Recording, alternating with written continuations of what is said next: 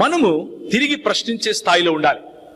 మనం తిరిగి ప్రశ్నించాలి అంటే ఈ సమాచారం మనకు అందాలి. క్రైస్తవ మిషనరీలు, క్రైస్తవ దృక్పథం ఈ ప్రపంచానికి, ఈ ప్రపంచంతో పాటు ఈ భూభాగానికి ఏం చేసింది అని తెలుసుకోవాలి. అట్టడుగున ఉన్న వర్గాలను పైకి తీసింది క్రైస్తవ మిషనరీలు. అట్టడుగున ఉన్న వర్గాలకు చదువు నేర్పింది క్రైస్తవ మిషనరీలు. అట్టడుగున ఉన్న వర్గాలకు చదువు నేర్పటం మాత్రమే కాదు కానీ ఒక డిగ్నిఫైడ్ లైఫ్, సమాన స్థాయిలో మనం జీవించవచ్చు.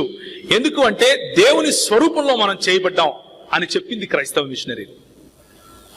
మనం ఈ సువార్తను కేవలము ఆధ్యాత్మికతకు, ఆత్మీయతకు, మతపరంగా మాత్రమే నిలువరించకుండా ఇలా సామాజికంగా గనక తీసుకుని వెళ్ళగలిగితే, సామాజిక కోణంలో కూడా ప్రజలను మనం పురికొల్పగలిగితే, సామాజిక కోణంలో కూడా ప్రజలను మనము సమీకరించగలిగితే తప్పకుండా రానున్న రోజుల్లో మనం ఈ బ్రాహ్మణవాదాన్ని నిలువరించగలుగుతాం. లేకపోతే రాబోయే సమయంలో అక్కడ గ్రీన్ బట్టలు వేసుకుండే ఐసిస్ కనిపిస్తాడు, ఇక్కడ కాషాయ బట్టలు వేసుకున్న ఐసిస్లు కనిపిస్తారు. ఏ పిల్లలకు మనం మన దేశాన్ని ఇవ్వబోతున్నామో ఆలోచించాలి.